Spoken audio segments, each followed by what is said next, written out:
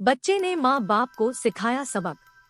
किसी गांव में एक बूढ़ा व्यक्ति अपने बेटे और बहू के साथ रहता था।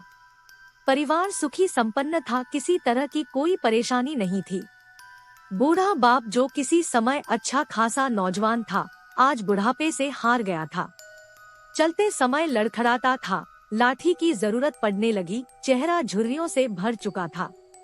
बस अपना जीवन किसी तरह व्यतीत कर रहा था। घर में एक चीज अच्छी थी कि शाम को खाना खाते समय पूरा परिवार एक साथ टेबल पर बैठकर खाना खाता था। एक दिन ऐसे ही शाम को जब सारे लोग खाना खाने बैठे थे, बेटा ऑफिस से आया था, भूख ज्यादा थी सो जल्दी से खाना खाने बैठ गया और साथ में बहू और उसका एक बेटा भी खाने लगे। बूढ़े हाथ जैसे ही थाली उठाने को हुए, थाली हाथ से छिटक गई और थोड़ी दाल टेबल पे गिर गई। बहू बेटे ने घृणा दृष्टि से पिता की ओर देखा और फिर से अपना खाना खाने में लग गए।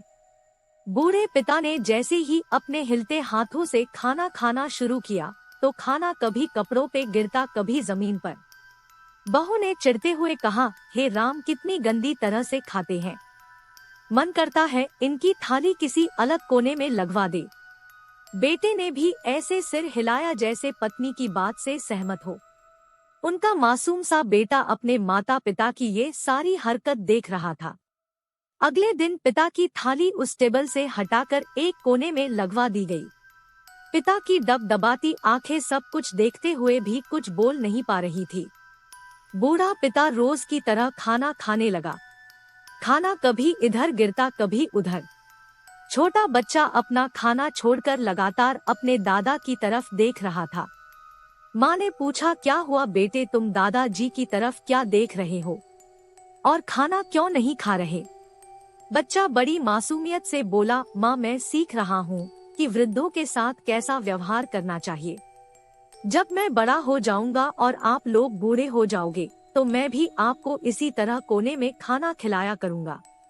बच्चे के मुंह से ऐसा सुनते ही बेटे और बहू दोनों कांप उठे। शायद बच्चे की बात उनके मन में बैठ गई थी, क्योंकि बच्चे ने मासूमियत के साथ एक बहुत बड़ा सबक दोनों लोगों को दिया था। बेटे ने जल्दी से आगे बढ़कर पिता को उठाया और वापस टेबल पे खाने के लिए बिठाया और बहू भी भागकर पानी का गिलास लेकर आई कि पिताजी को कोई तकलीफ ना हो। दोस्तों, माँ बाप इस दुनिया की सबसे बड़ी पूंजी है। आप समाज में कितनी भी इज्जत कमा ले या कितना भी धन इकट्ठा कर ले, लेकिन माँ बाप से बड़ा धन इस दुनिया में कोई नहीं है।